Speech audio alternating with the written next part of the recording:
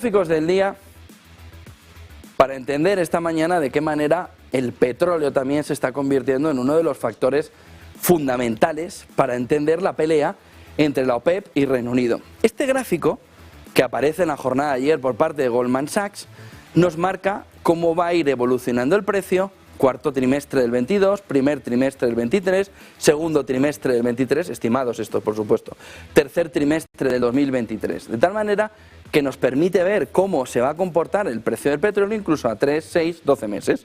Y lo que dice aquí Goldman Sachs es que el West Texas se va a comportar en el cuarto trimestre en una media de $105, $110 en el primer trimestre del 23, en el segundo trimestre del 23 $100 y en el tercer trimestre del 23 105. Pero parémonos aquí.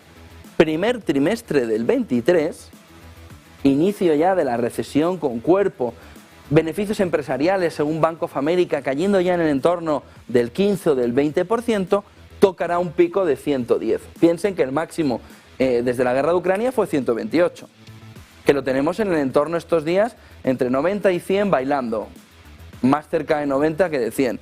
Pues el repunte hasta 110 llevaría al petróleo en el primer trimestre de 2023 a volver a tocar pico.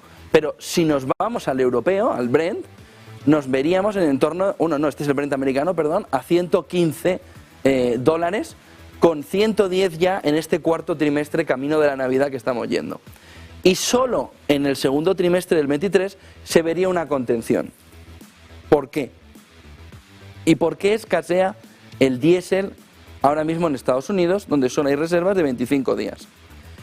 Pues porque una gran parte de los ciudadanos que vive en casas unifamiliares, es decir, en chalets o en finquitas, ¿qué es lo que está haciendo?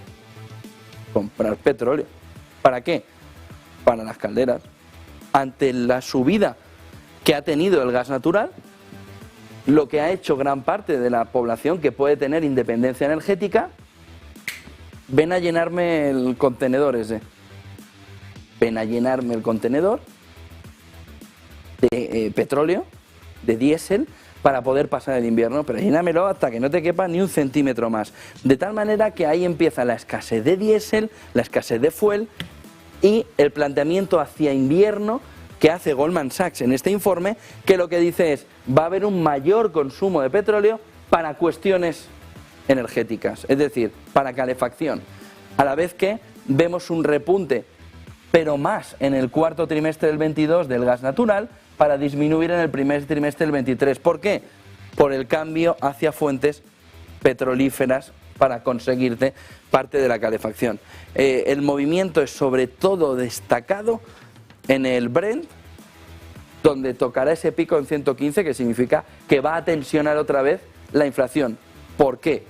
Porque los niveles del año pasado, de primer trimestre de 2022, eran inferiores a estos 115.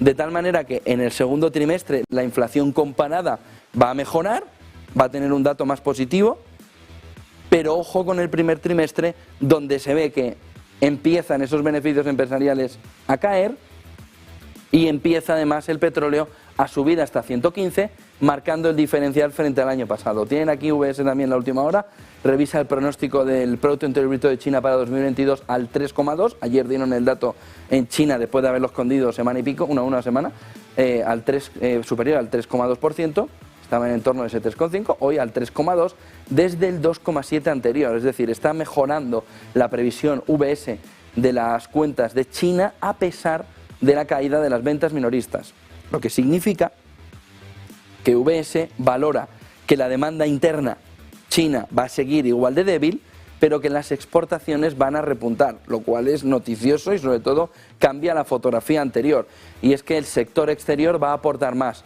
¿Por qué?